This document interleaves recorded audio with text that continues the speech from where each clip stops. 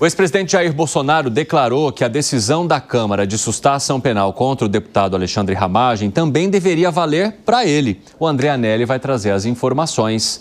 E por que ele defende isso, Anelli? Bem-vindo, boa tarde. Obrigado, Evandro. Muito boa tarde a você também e a todos aqui no 3 em 1 da Jovem Pan.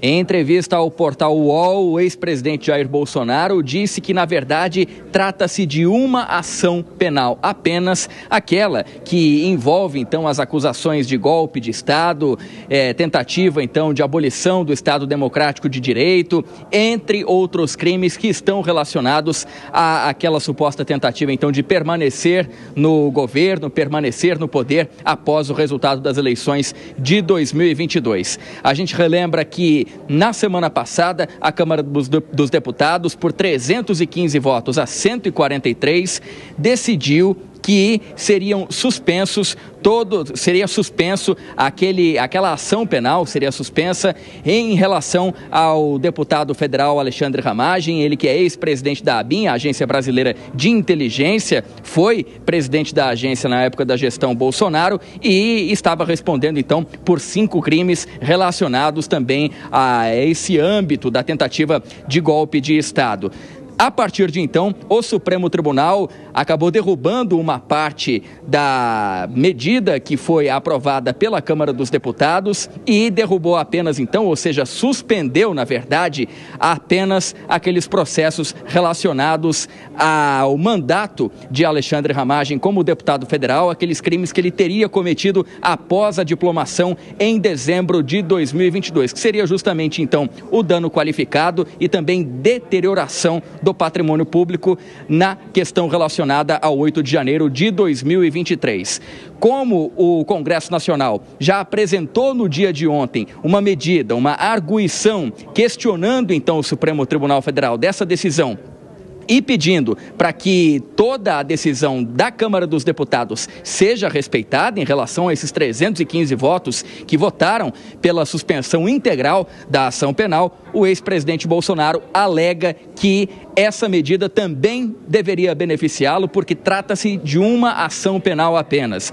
Ele avalia que, por conta da atuação também e das acusações que foram feitas contra ele, contra militares e contra o próprio Alexandre Ramagem, trata-se apenas de uma ação penal e que, portanto, ele poderia sim ser beneficiado. Ele espera também, Bolsonaro, que essa medida que foi apresentada pelo presidente da Câmara dos Deputados, Hugo Mota, essa arguição pedindo para que seja respeitado o resultado da Câmara dos Deputados, que essa medida seja acolhida no Supremo Tribunal Federal. Antes de encerrar, Evandro, a gente destaca ainda que já existem movimentações na Câmara dos Deputados para beneficiar, da mesma forma que Ramagem, outros parlamentares, a exemplo de Carla Zambelli, ela especialmente no âmbito da invasão do sistema do CNJ, o Conselho Nacional de Justiça, e ainda Juscelino Filho, que é investigado, que é acusado por desvio de emendas parlamentares. Então já existem movimentações para que sejam suspensas as ações penais contra eles também,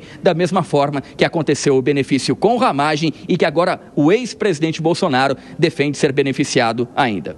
Evandro. Obrigado pelas informações, André Anelli. Daqui a pouco a gente vai avançar em mais informações também com a Janaína Camelo, que vai falar que uma ala do Supremo Tribunal Federal defende que o plenário da Corte analise essa suspensão contra Ramagem, Bolsonaro e outros réus. Enquanto isso, eu quero trazer o debate para vocês aqui no nosso estúdio e também com os nossos amigos que estão à distância. Kriegner, como é que você avalia essa tentativa ou essa intenção de Bolsonaro de que aquilo que foi determinado pelo Congresso Nacional se expanda e encubra também Jair Bolsonaro, mesmo com o presidente da Câmara, Hugo Mota, já deixando claro que a decisão vale apenas para o deputado federal, assim como a Constituição também indicaria. Eu acho que, Evandro, nesse momento que nós estamos vivendo no Brasil, a gente precisa ser extremamente preto no branco, ao pé da letra. A gente não dá para a gente começar a abraçar uma série de justificativas, narrativas, como a gente tem visto acontecer no nosso país, né? Essa narrativa toda do golpe de Estado, de uma tentativa de abolição do Estado Democrático de Direito, está custando muito caro para o Brasil.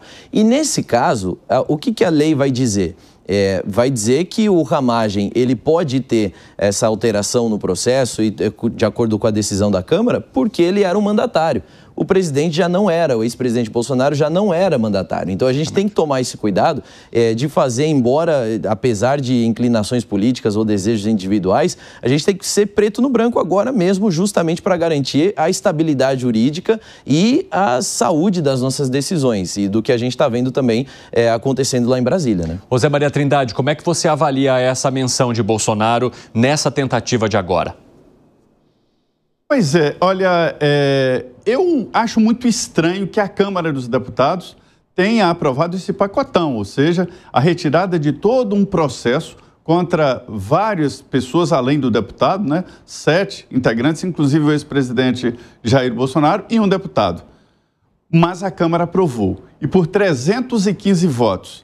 Agora há pouco me mandou aqui a publicação o líder do PL na Câmara, deputado Sóstenes Cavalcante, ele dizendo o seguinte: parabéns ao presidente Hugo Mota por ingressar com a DPF no STF para defender a decisão da Câmara dos Deputados sobre o deputado Ramagem. 315 votos não podem ser ignorados por uma turma. Não é sobre nome, é sobre respeitar a soberania do parlamento e a Constituição. Então, assim, eu acho um mérito meio estranho desse pacotão. Agora, retirar o deputado Ramagem desse processo, eu acho que está muito claro na Constituição. E a Constituição não fala em crime praticado depois da diplomação, mas fala em processo contra o deputado depois da diplomação, percebe? Então, pela Constituição, a Câmara pode, sim, suspender qualquer processo depois da diplomação. Muita gente deve estranhar, mas veja bem, é muito difícil um parlamentar conseguir votos suficientes para ser retirado de um processo. Existem outros pedidos e ninguém nunca conseguiu. Ramagem foi o primeiro. E eu entendo, já até conversei com líderes sobre isso, que neste momento a Câmara e o Senado deveriam aprovar uma emenda desfazendo as emendas do artigo 53. É simples, voltar ao artigo da Constituição original, ao artigo que saiu da Constituinte. Aí eu quero ver o Supremo dizer, não, isso é inconstitucional. Como inconstitucional retornar ao início? Ou seja, retornar à Constituição ao que queriam os constituintes de 1996 a 98, né, que foi o período de confecção da Constituição. E veja bem, lá nesse artigo dizia o seguinte, que para o Supremo processar um deputado ou processar um senador era preciso a autorização do Congresso Nacional. Portanto, essa decisão da Câmara, ela leva, sim, a essa pressão sobre o plenário do Supremo. E o presidente da Câmara foi pressionado ali mesmo, não só pelo ex-presidente Jair Bolsonaro, de que, olha, se ele levou para a votação no plenário, agora ele tem que assumir a defesa da prerrogativa da Câmara. Fala, seu Fábio Piper. Olha, é claro que a decisão leva em conta também o espírito de corpo da Câmara. Agora, me parece também que no caso do STF já não resta mais dúvida de que os crimes que são atribuídos ao acusado Ramagem e que ocorreram após a diplomação, não proporcionariam nenhum tipo de condenação agora. Não teria, enfim, isso acaba o processo. Agora, o que aconteceu no verão passado antes disso, continua. Sem contar que os crimes que ficam excluídos dessa possibilidade de ação são os que têm as menores punições. Exatamente. Então, por exemplo, tentativa de golpe e tal, esse negócio todo seria anterior, seriam crimes alegados, né? Crimes em relação aos quais ele responde, mas supostamente cometidos antes da diplomação. Então isso continua. Agora, é evidente também, eu já falei muitas vezes aqui, que o projeto de anistia que tramita na Câmara, na verdade, por mais que se fale agora em beneficiar lá os golpistas, os aloprados aí do 8 de janeiro, na verdade, isso é só abrir a porteira para os peixes graúdos. O interesse está lá, é exatamente livrar por conexões, como crime e tal, os grandões. Não sejamos inocentes em relação a isso. Quer dizer, acreditar que a intenção desse projeto é beneficiar apenas a moça do batom e tal, isso é acreditar em conto da carochinha, né? Você acredita... Quer acrescentar algo, Kriegner? Só colocando que esse projeto da anistia hoje, o PL, da maneira como ele está dado, ele deixa a critério dos juízes decidirem quem vai ser, então, beneficiado pela anistia ou não. Então, não é inocência acreditar que o PL da anistia, ele mira justamente essas pessoas comuns. Porque essa pessoa está dizendo... o projeto está dizendo, olha, a Câmara aqui entende na anistia. Agora, vai caber ao juiz colocar. Se a gente acha... que o STF daria essa anistia ao presidente Bolsonaro, aí sim que eu acho que é inocência. O STF, do jeito que está, na turma que está, impossível de conceder isso ao presidente Bolsonaro. Por quê? Vão caber a eles, aos ministros do STF, aplicar a anistia aprovada pelo Congresso. Ô, Gustavo Segre, como é que você avalia esse movimento que está acontecendo? E, de fato, você entende que, desde o início, a intenção era mirar em um, mas acertar o outro? Quer dizer... que o benefício seria para a ramagem, mas jogá-lo justamente para Jair Bolsonaro? É possível que nas pessoas que colocaram essa pauta possa estar esse objetivo, mas eu não acho que, se esse era um objetivo que todo mundo sabia, tivesse conseguido 315 votos. Não me parece que, se fosse o objetivo salvar esse processamento ao Bolsonaro, tivesse tantos votos. Sim, teria, claro, do PL, mas o resto não me parece que seja tão fácil de obter. Me parece mais que tem a ver com uma colocação de limites. Congresso, a Câmara dos Deputados, indicando, olha, esse aqui é prerrogativa nossa, então não entra no meu quintal. Isso, obviamente, para o STF. A cada dia que passa, eu fico mais convicto de que o dia 8 de janeiro tinha que acontecer. E poderia ter sido evitado. Sabemos por um monte de coisas que poderia ter sido evitado. Só para relembrar nossa audiência, a partir do dia 1º de janeiro de 2023, a autonomia da segurança era do governo Lula, poderia tranquilamente ter ido e tirado todas as pessoas que estavam nos quartéis.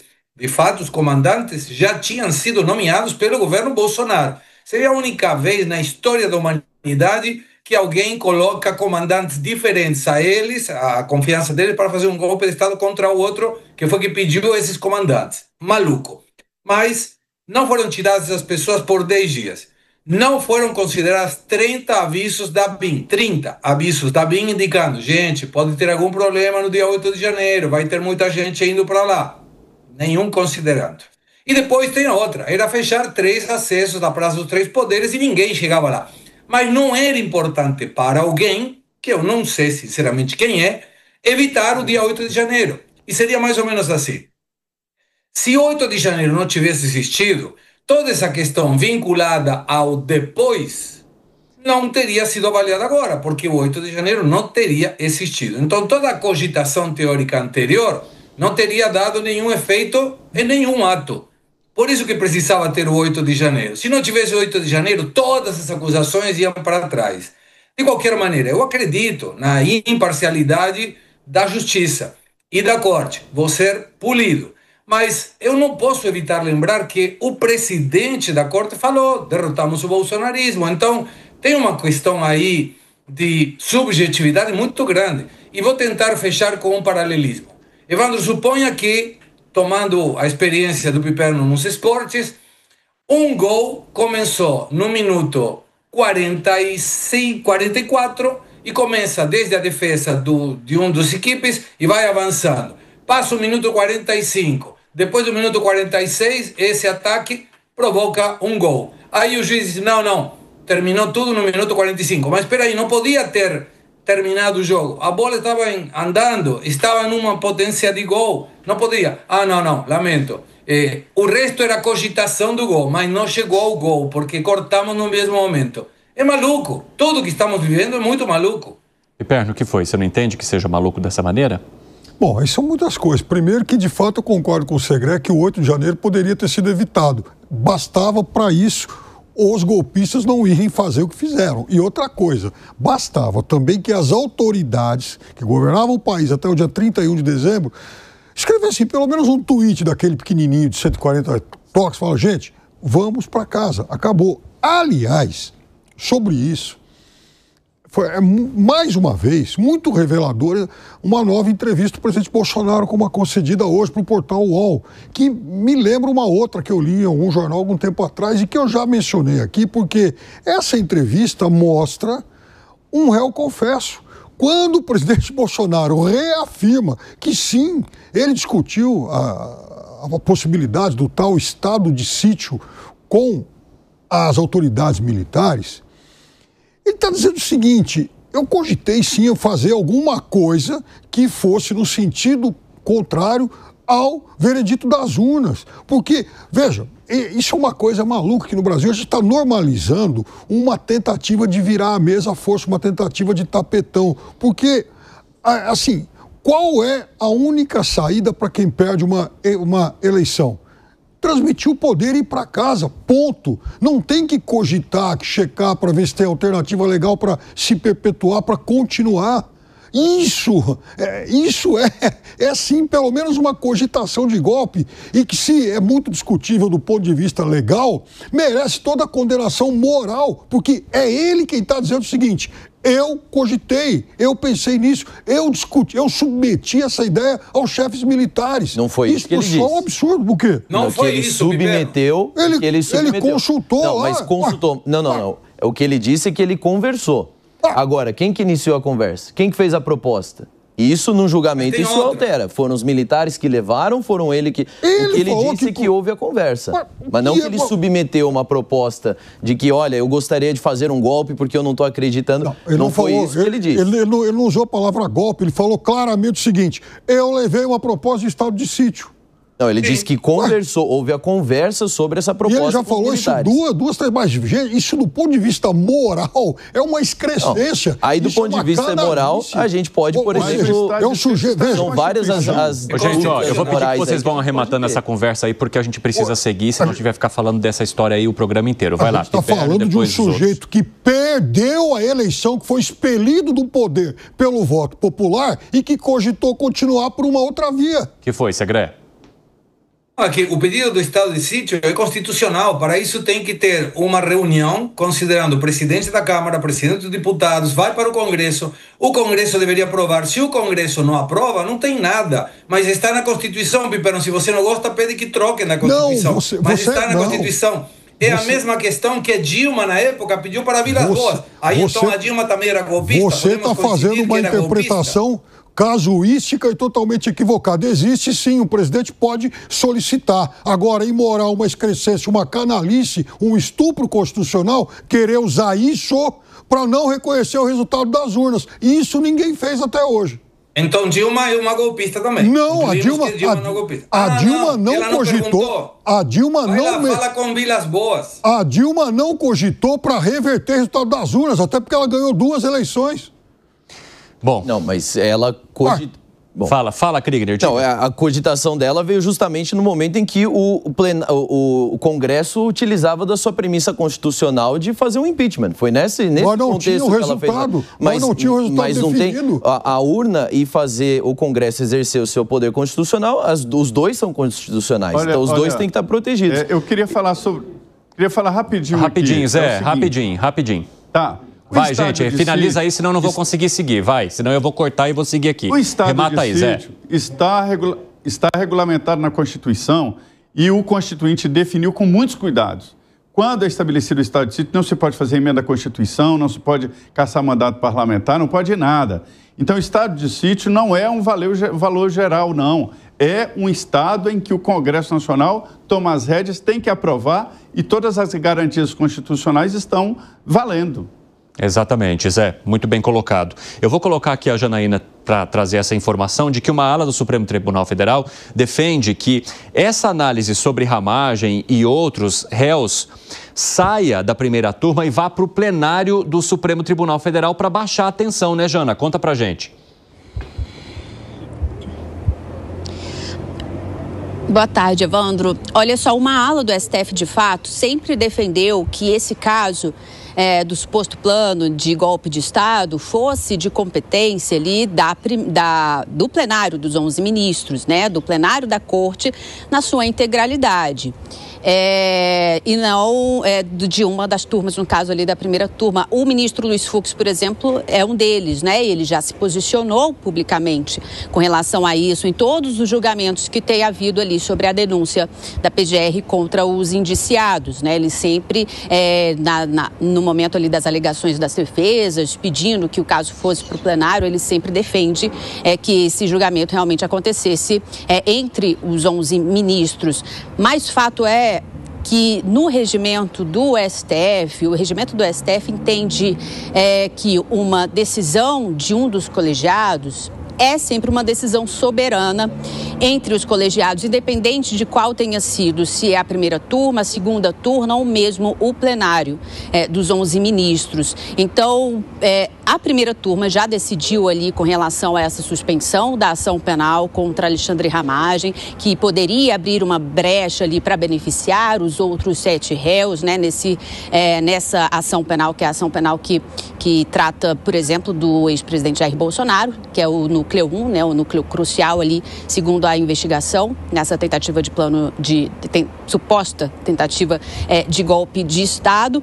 E a arguição de descumprimento de preceito fundamental, a DPF, que foi apresentado pelo presidente Hugo Mota, o presidente da Câmara dos Deputados, para que esse caso, para que essa decisão da primeira turma seja reavaliada pelo plenário dos 11 ministros, tecnicamente, Evandro, não seria possível.